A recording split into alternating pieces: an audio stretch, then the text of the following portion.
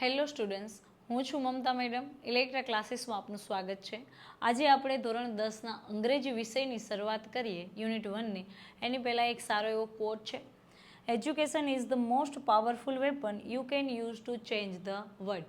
શિક્ષણ એક એવું શક્તિશાળી હથિયાર છે કે જેનો ઉપયોગ કરીને તમે છે એ દુનિયા બદલી શકો છો.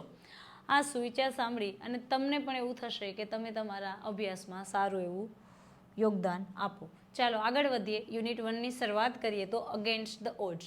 અગેન્સ્ટ એટલે ની વિરુદ્ધ હોવું અને ઓડ્સ એટલે કે સમસ્યાઓ, પ્રવાહની વિરુદ્ધ.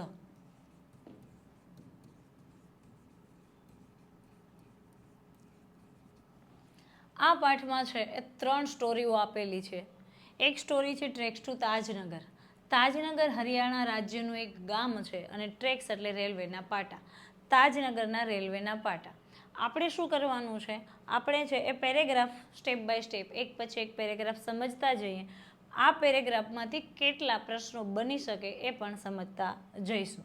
ફોર 25 years એટલે કે 25 વર્ષથી residence of Tajnagar village near Gurgaon. Tajnagar ગામ છે એ ગુરગાંવની નજીક આવેલું છે અને એ ગામના રહેવાસીઓ, રેસિડેન્ટ્સ એટલે આપણે કહી શકીએ કે રહેવાસીઓ, lobbied for a railway station in their village. Lobbied એટલે પ્રયાસ કરવો, અથવા તો એનું ભૂતકાળ જો મારે કરવું હોય તો પ્રયાસ કર્યો, કારણ કે અહીંયા ભૂતકાળનું રૂપ છે.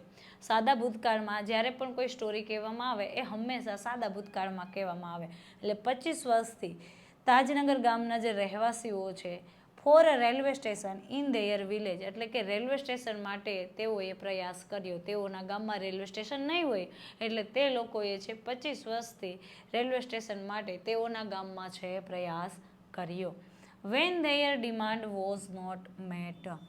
ધેયર ડિમાન્ડ એટલે તેઓની માંગણી, વોઝ નોટ મેટ એટલે પૂરી ના થઈ અથવા પૂરી કરવામાં આવી નહીં. ધ વિલેજર્સ એટલે કે ગામના લોકો. વિલેજર્સ એટલે શું થાય? ગામના લોકો. વિલેજ એટલે ગામ અને ગામમાં રહેનારા જે હોય એને આપણે વિલેજર્સ કહી શકીએ. ડિસાઇડેડ નક્કી કર્યું. ડિસાઇડ એટલે નક્કી કરવું, એનું ભૂતકાળ થયું નક્કી કર્યું. શું નક્કી કર્યું? To take matters into their on hands. આ બાબત છે તેઓએ પોતાના હાથમાં લેવાનું નક્કી કર્યું. They pulled 21 lakh rupees. Pulled એટલે ભંડોળ એકઠો કરવો. તેઓએ છે 21 લાખ રૂપિયા એકઠા કર્યા. Built railway station on their on. એટલે બાંધ્યું. બિલ્ટ એટલે શું થાય? બાંધવું. તેઓએ તેઓનું રેલવે સ્ટેશન જાતે બાંધ્યું. હવે આ પેરેગ્રાફ છે, આમાંથી કેટલા પ્રશ્નો બની શકે, અથવા ઇન શોર્ટ આ પેરેગ્રાફને સમજી લઈએ તો ભાઈ 25 વર્ષથી છે એ તાજનગર ગામના રહેવાસીઓ હતા, એ તેઓના ગામમાં છે એ રેલવે સ્ટેશન માટે પ્રયાસ કર્યો. પછી શું થયું તો કે તેઓની આ જે પ્રયાસ હતો એ પૂરો ન થયો, અથવા તો તેઓની આ જે ડિમાન્ડ હતી, માંગણી હતી, એ પૂરી ન થઈ. ધ વિલેજર્સ એટલે કે ગામના લોકોએ નક્કી કર્યું કે આ જે બાબત છે તેઓ પોતે જાતે પોતાના હાથમાં લેશે અને તેઓ છે 21 લાખ રૂપિયા એકઠા કરશે અને રેલવે સ્ટેશન બાંધશે. અને તેઓએ 21 લાખ રૂપિયા એકઠા કર્યા અને રેલવે સ્ટેશન બાંધ્યું. આટલું છે. હવે આમાંથી કેટલાક પ્રશ્નો બની શકે એ આપણે જોઈએ તો પહેલો પ્રશ્ન છે કે where is Tajnagar situated. Situated એટલે થાય છે સ્થિત, અને વેર થી પ્રશ્ન પૂછવામાં આવે એટલે ખ્યાલ આવે કે સ્થળની વાત થયેલ છે. વેર એટલે શું થાય? ક્યાં. તાજનગર છે એ ક્યાં સ્થિત છે, ક્યાં આવેલું છે. અહીંયા મેં સ્થિતિ લખેલું છે, બરાબર, બટ સ્થિત આવશે, સ્થિતિ નહીં.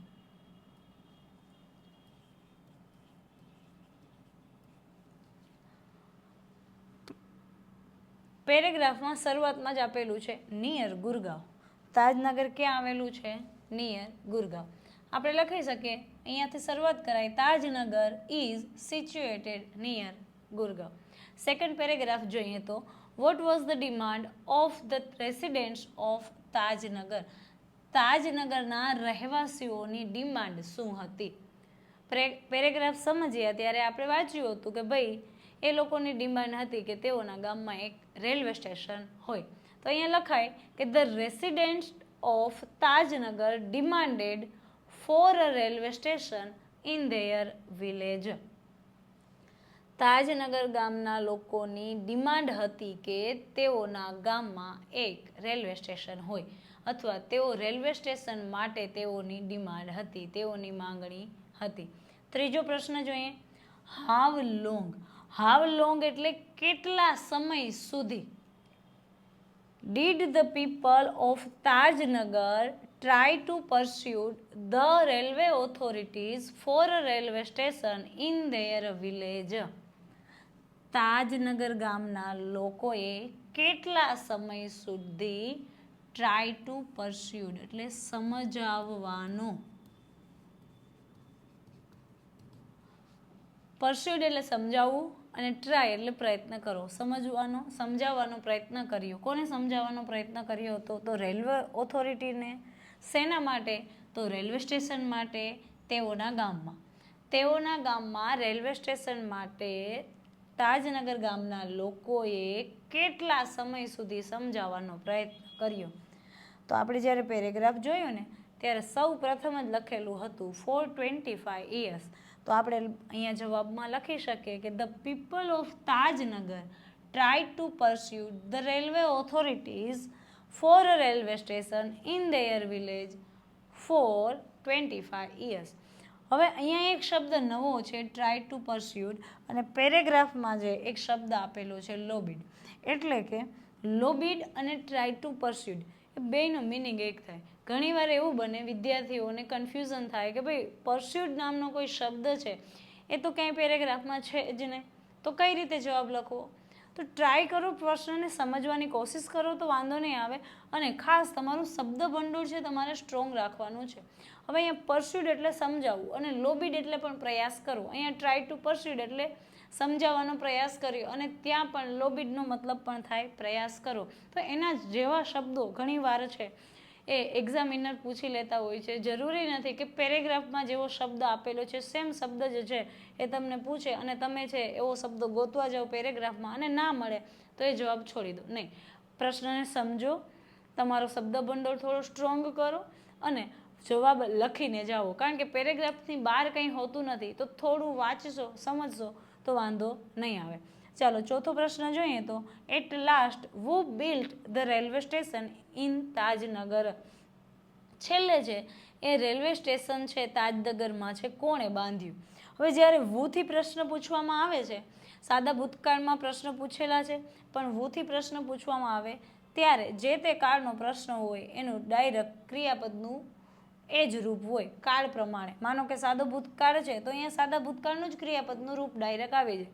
અને આપણે જ્યારે વૂથી પ્રશ્ન પૂછવામાં આવે ત્યારે ડાયરેક્ટ અહીંયા કર્તાનું રૂપ લખી અને પાછળનું વાક્ય જેનું તેમ મૂકી શકીએ. The people of Tajnagar. ભાઈ છેલ્લે છે તાજનગરમાં રેલવે સ્ટેશન કોણે બાંધ્યું? આપણે ખબર છે કે તાજનગરના લોકોએ છે એ રેલવે સ્ટેશન બાંધ્યું. તો આપણે અહીં લખી શકીએ the people of Tajnagar build the railway station on their on. જ્યારે ગુજરાતીમાં બોલીએ ને ત્યારે આપણે આવું બોલતા હોઈએ છીએ, તાજનગરના લોકો. હવે આનું ઇંગ્લિશ કરવું હોય ને ત્યારે ઉલટું ચાલે, લોકો છે પહેલા આવે તો આપણે એમ લખી શકાય ધ પીપલ ઓફ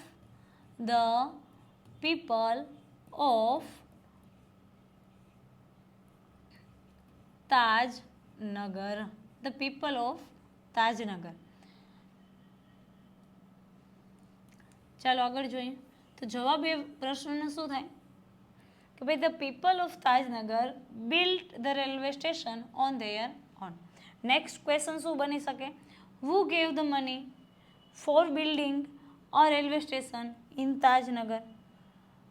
કોણે પૈસા આપ્યા રેલવે સ્ટેશન બાંધવા માટે તાજનગરમાં? ઇન તાજનગર. તો તાજનગરમાં રેલવે સ્ટેશન બાંધવા માટે કોણે પૈસા આપ્યા? કોણે આપ્યા? તાજનગરના લોકોએ. ડેફિનેટલી ખબર જ છે આપણે, તો આપણે લખાય the people of Tajnagar gave the money. તાજનગરના લોકોએ પૈસા આપ્યા. પછી પાછળનું આખું વાક્ય છે એ જેમનું તેમ લખો. અને અહીંયા જ્યારે પણ વૂથી પ્રશ્ન પૂછવામાં આવે જવાબ છે ધ પીપલ ઓફ તાજનગર, પછી પાછળનું વાક્ય છે એ આખું એમને લખી લો એટલે તમારો જવાબ પૂરતો થઈ જાય. વૂથી જ્યારે પણ પ્રશ્ન પૂછવામાં આવે તમને જવાબ ખ્યાલ આવી જાય તો વુની જગ્યાએ છે એ જે તે નામ લખી નાખવાનું કે the people of Tajnagar gave the money for building a railway station in their village. આગળ જોઈએ, how much money did the villagers collect. How much money. વિદ્યાર્થી મિત્રો, તમારા માટે ગ્રામર પણ સ્ટ્રોંગ હોવું ખૂબ જ જરૂરી છે. મની છે ને એક પ્રકારનું નાઉન છે, પણ કયા પ્રકારનું નાઉન છે? એબ્સ્ટ્રેક્ટ નાઉન છે, અનકાઉન્ટેબલ નાઉન છે, અસંખ્યાવાચક નામમાં ગણવામાં આવે છે. જ્યારે પણ જે અસંખ્યાવાચક નામ હોય ને એમની આગળ હંમેશા મચ આવે. મચ છે અથવા તો અસંખ્યાવાચક નામની આગળ જે મૂકી શકાય, જેમ કે લિટલ, એક લિટલ શબ્દ છે એ પણ અસંખ્યાવાચક નામની આગળ લખી શકાતો હોય. મેની છે એ તમને ખબર છે કે સંખ્યાવાચક ગણી શકાય એવા નામની આગળ લખી શકાય. તો મની છે અનકાઉન્ટેબલ નાઉનમાં આવે છે અને એની આગળ જ્યારે પણ કોઈ આવા શબ્દો વાપરવાની જરૂર પડે તો ત્યાં અનકાઉન્ટેબલ નામમાં જે ગણી શકાય લખી શકાય એ લખવું જોઈએ. How much money did the villagers collect એટલે ગામના લોકોએ કેટલા પૈસા છે એ કલેક્ટ કર્યા. કલેક્ટ કરવું એટલે કે એકઠા કરવા. કેટલા રૂપિયા એકઠા કર્યા? આપણે પેરેગ્રાફ ભણ્યા ત્યારે જોયું જ છે કે ભાઈ 21 લાખ રૂપિયા છે એ ગામના લોકોએ ભેગા કર્યા હતા, એકઠા કર્યા હતા. હવે ત્યાં પણ પેરેગ્રાફમાં એક એવો શબ્દ હતો, ત્યાં શું હતું? પુલ્ડ હતું કે ભાઈ દે પુલ્ડ 21 લાખ રૂપીસ. અહીંયા કલેક્ટ શબ્દ આપેલો છે તો એના જેવો બીજો શબ્દ છે એનાથી પ્રશ્ન પૂછેલો હોય તો સેમ પેરેગ્રાફમાં જે શબ્દ છે એ જ શબ્દ રાખી અને તમે જવાબ આપો એવું ના બને, બરાબર? અલગ શબ્દથી પ્રશ્ન પૂછેલો હોય તો આપણે ખ્યાલ આવી જવો જોઈએ પ્રશ્ન વાંચો તો કે ભાઈ આનો મતલબ આવો થાય.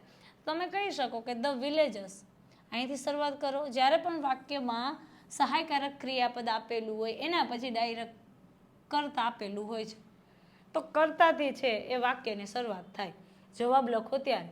તો અહીંયા કર્તા છે ધ વિલેજર્સ. હવે ડીડથી પ્રશ્ન હોય, જ્યારે તમે જવાબ લખો છો ત્યારે તમારે શું કરવાનું રહે કે આનું જ્યારે ડીડથી પ્રશ્ન હોય તો આનું V2 કરવું પડે, એટલે કે એને ઈડી લગાડવું પડે અથવા તો એનું ભૂતકાળનું ક્રિયાપદનું બીજું રૂપ કરવું પડે. ક્રિયાપદનું બીજું રૂપ એટલે શું થાય તો કે ગો છે તો ગોનું ભૂતકાળ શું થાય તો વેન્ટ થાય. હું રોજ જાઉં છું તો આઈ ગો એવરી ડે. હું રોજ જાઉં છું તો મારે શું કહેવાય? I go every day. પણ હું ગઈકાલે ગયો એ ભૂતકાળની વાત થઈ હતી તો મારે એને ગોનું મારે અહીંયા શું લખવું પડે? વેન્ટ. I went yesterday.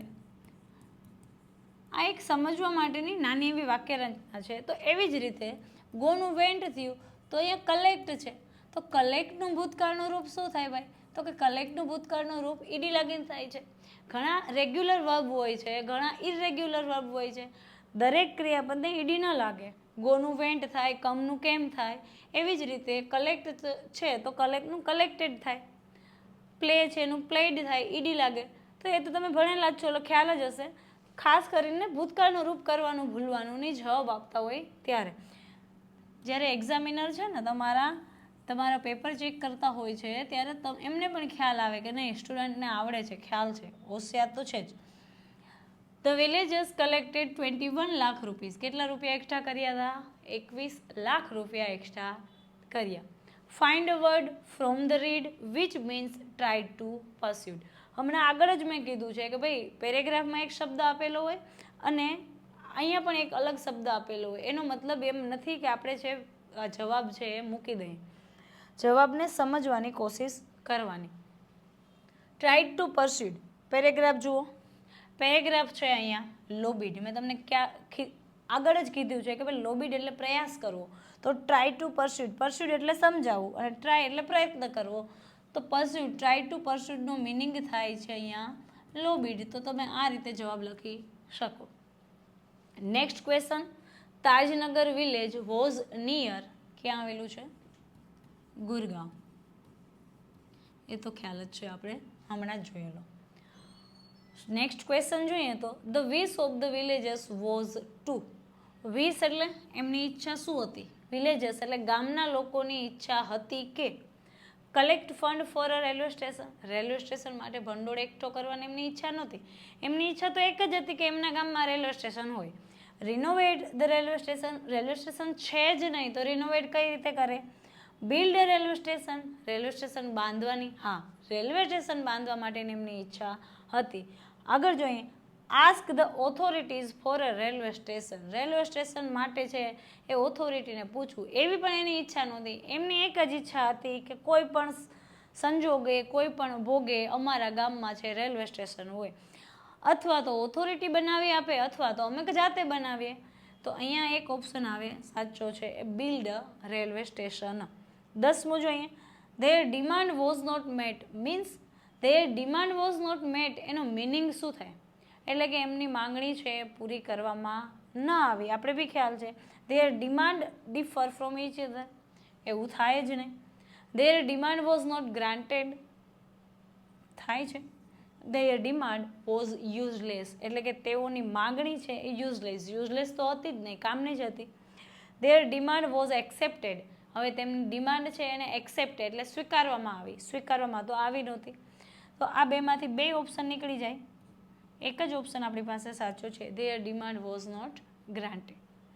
ચાલો નેક્સ્ટ પેરેગ્રાફ લઈએ તો, most of 3000 people living in the village are farmers. એટલે અપ્રોક્સિમેટ જે સંખ્યા છે ગામની આપણે લઈ લઈએ તો 3000 લોકોમાંના વધારે પડતા સૌથી વધારે લોકો હતા એ ફાર્મર્સ હતા, ખેડૂતો હતા. Most of the 3000 people living in the village are farmers. ગામમાં 3000 લોકો રહેતા હતા, એમાંથી સૌથી વધારે લોકો, મોટા ભાગના લોકો છે ખેડૂતો છે. But such was the burning desire to have a station in the village. Burning desire એટલે શું થાય? પ્રબળ ઈચ્છા હોવી, પ્રબળ ઈચ્છા અથવા તો તીવ્ર ઈચ્છા. આવી તીવ્ર ઈચ્છા હતી કે ગામમાં સ્ટેશન હોય.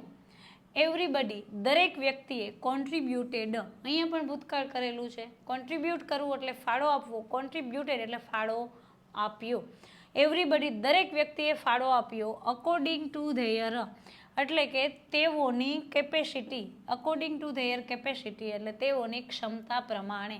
અકોર્ડિંગનો મિનિંગ ખ્યાલ હશે, ના પ્રમાણે. અકોર્ડિંગ એટલે થશે ના પ્રમાણે, અને ધેયર કેપેસિટી એટલે તેઓની ક્ષમતા.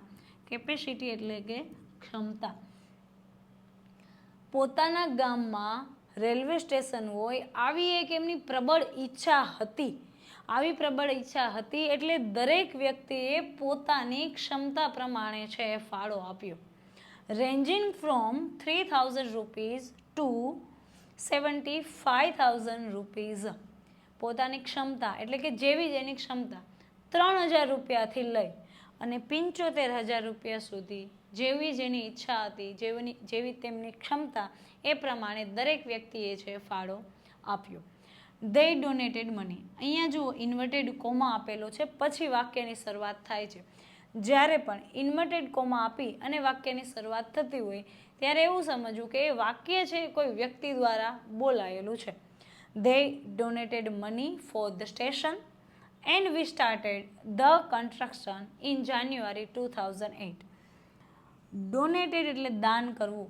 તેઓએ પૈસાનું દાન કર્યું. ફોર ધ સ્ટેશન, સ્ટેશન માટે. એન્ડ અને વી સ્ટાર્ટેડ અમે શરૂઆત કરી. The construction in January 2008. Construction એટલે કે બાંધકામ. ઇન જાન્યુઆરી 2008. જાન્યુઆરી 2008માં અમે બાંધકામની શરૂઆત કરી. તેઓએ પૈસા સ્ટેશન માટે ડોનેટ કર્યા અને અમે જાન્યુઆરી 2008માં છે એ બાંધકામની શરૂઆત કરી.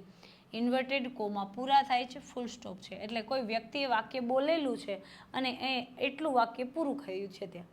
સેડ રંજીત સિંહ, અ ફોર્મર વિલેજ સરપંચ.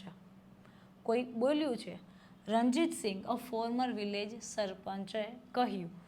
રંજીત સિંહ કોણ છે? અ ફોર્મર વિલેજ સરપંચ એટલે કે એક ભૂતપૂર્વ ગામના સરપંચ. એક ભૂતપૂર્વ ગામના સરપંચે કહ્યું કે તેઓએ પૈસા દાન કર્યા અને અમે છે એ જાન્યુઆરી 2008માં બાંધકામ શરૂ કર્યું. આ પેરેગ્રાફમાં સમજવા જેવું શું છે સમજી લઈએ. શરૂઆતમાં આખો પેરેગ્રાફ સમજાવી દઉં તો કે ભાઈ 3000ની અપ્રોક્સિમેટ આસપાસ 3000ની આસપાસ વસ્તી હતી, એમાંથી મોટાભાગના લોકો છે ખેડૂતો છે. એઓની પ્રબળ ઈચ્છા હતી કે ગામમાં એક સ્ટેશન હોય, એટલે તેઓએ દરેક વ્યક્તિએ છે પોતાની ઈચ્છા પ્રમાણે, પોતાની શક્તિ પ્રમાણે, પોતાની ક્ષમતા પ્રમાણે છે ફાળો આપ્યો.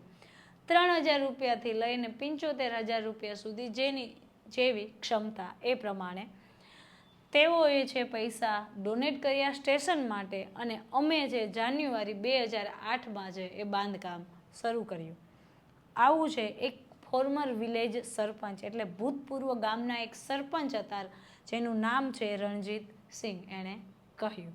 હવે આ એક પેરેગ્રાફ ઉપરથી કેટલા પ્રશ્નો બને એ જોઈએ. Vote was the profession of the majority of people living in Tajnagar? Profession એટલે વ્યવસાય હોવો.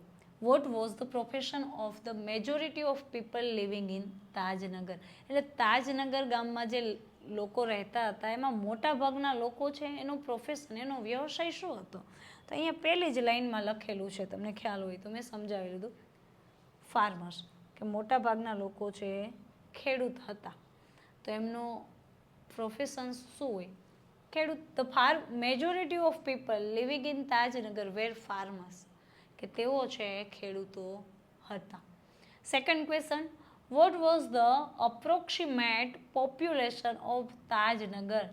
તાજનગરની પોપ્યુલેશન એટલે વસ્તી. અપ્રોક્સિમેટ એટલે કે તમે જે આંકડો છે એ નક્કી કરો. ભાઈ પોપ્યુલેશન 3000ની આસપાસ આપણે બોલીએ ને તો અપ્રોક્સિમેટ પોપ્યુલેશન. તાજનગરની છે એ ગણી શકાય, મતલબ કે કેટલી વસ્તી હતી. What was the approximate population? એની વસ્તી કેટલી હતી? The approximate population of Tajnagar was 3000, 3000ની આસપાસ. અપ્રોક્સિમેટ એટલે કે ની આસપાસ, 3000ની આસપાસ છે એ તાજનગરની વસ્તી હતી. ત્રીજો ક્વેશ્ચન જોઈએ તો, what was the burning desire of the people of Tajnagar? તાજનગરના લોકોની બર્નિંગ ડિઝાયર એટલે પ્રબળ ઈચ્છા શું હતી ભાઈ? What did they do for it?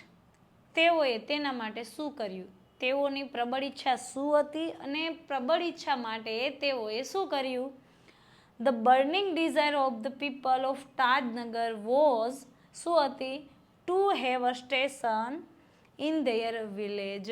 Two have a railway station in their village. તેઓના ગામમાં એક રેલવે સ્ટેશન હોય એવી એમની ઈચ્છા હતી. ફોર ધીસ, એના માટે શું કર્યું? તો everyone in the village contributed according to their capacity. તો એના માટે દરેક લોકોએ છે એ ફાળો આપ્યો તેઓની ક્ષમતા પ્રમાણે. એન્ડ કલેક્ટેડ 21 લાખ રૂપીઝ, અને 21 લાખ રૂપિયા એકઠા કર્યા. તમને જવાબ લખતા ન ફાવે તો તમારે શું કરવાનું? પેરેગ્રાફ ઉપર જવાનું અને અહીંયા જોવાનું કે ભાઈ તેઓની ઈચ્છા શું હતી. તો અહીંયા જ છે, જુઓ, the burning desire to have a station in the village, અને એના માટે તેઓએ શું કર્યું? તો everybody contributed according to their capacity. દરેક વ્યક્તિએ જે પોતાની ક્ષમતા પ્રમાણે છે એ ફાળો આપ્યો. એન્ડ કલેક્ટેડ 21 લાખ રૂપીઝ, અને 21 લાખ રૂપિયા એકઠા કર્યા. મેઇન આન્સર છે એ મળી જાય તો પછી તમે વધારાનું ના લખો તો ચાલે, પણ જવાબ લખ્યા વગર આવવાનું નથી. બધાએ જે પ્રશ્નનો જવાબ તો લખવાનો જ છે, કારણ કે પેરેગ્રાફની બહાર ક્યાંય પ્રશ્ન પૂછાતો નથી. અહીંયા આપેલું જ છે કે ભાઈ એમની બર્નિંગ ડિઝાયર, પ્રબળ ઈચ્છા શું હતી? તો અહીંયા burning desire to have a station in the village, આટલું તમે લખી શકો. એના માટે એઓએ શું કર્યું? તો કે દરેક વ્યક્તિ હોય છે એ પોતાની ક્ષમતા પ્રમાણે ફાળો આપ્યો. તો અહીંયા લખેલું છે everybody contributed according to their capacity. ચાલો નેક્સ્ટ ક્વેશ્ચન શું બને છે જોઈએ તો, when did they start the construction of the railway station? Railway station, હવે વેન એટલે સમય પૂછવા માટે સમય પૂછવા માટે વેનથી પ્રશ્ન બને. ક્યારે? વેન એટલે થાય ક્યારે. ધ સ્ટાર્ટ, ધે સ્ટાર્ટ, તેઓએ છે એ બાંધકામ શરૂ કર્યું. રેલવે સ્ટેશનનું બાંધકામ તેઓએ ક્યારે શરૂ કર્યું? પેરેગ્રાફ જોઈએ તો ત્યાં જ ખ્યાલ છે તમને, તો આપેલો છે કે ભાઈ તેઓએ જાન્યુઆરી 2008માં છે એ બાંધકામ શરૂ કર્યું. તો હું જવાબ શું લખીશ? જ્યારે ડીડથી પ્રશ્ન હોય, સહાયકારક ક્રિયાપદ હોય, એના પછી જે આપેલું હોય ને કરતા, એનાથી પ્રશ્નની શરૂઆત થાય. તો આપણે લખીએ દે. હવે સ્ટાર્ટ છે મુખ્ય ક્રિયાપદ છે, તો સ્ટાર્ટનું આપણે અહીં ભૂતકાળ કરવું પડે, કારણ કે અહીંયા ડીડથી પ્રશ્ન છે. તો દે started the construction of the railway station. હવે જે જવાબ છે, જ્યારે સમયથી પ્રશ્ન, વેનથી પ્રશ્ન પૂછાય ત્યારે જે સમય આપેલો હોય એને છેલ્લે લખી નાખીએ તો આપણે કહીએ કે ઇન જાન્યુઆરી 2008, જાન્યુઆરી 2008માં તેઓએ કન્સ્ટ્રક્શન એટલે કે બાંધકામની શરૂઆત. નેક્સ્ટ ક્વેશ્ચન જોઈએ તો how much did everyone contribute for the construction of the railway station in their village.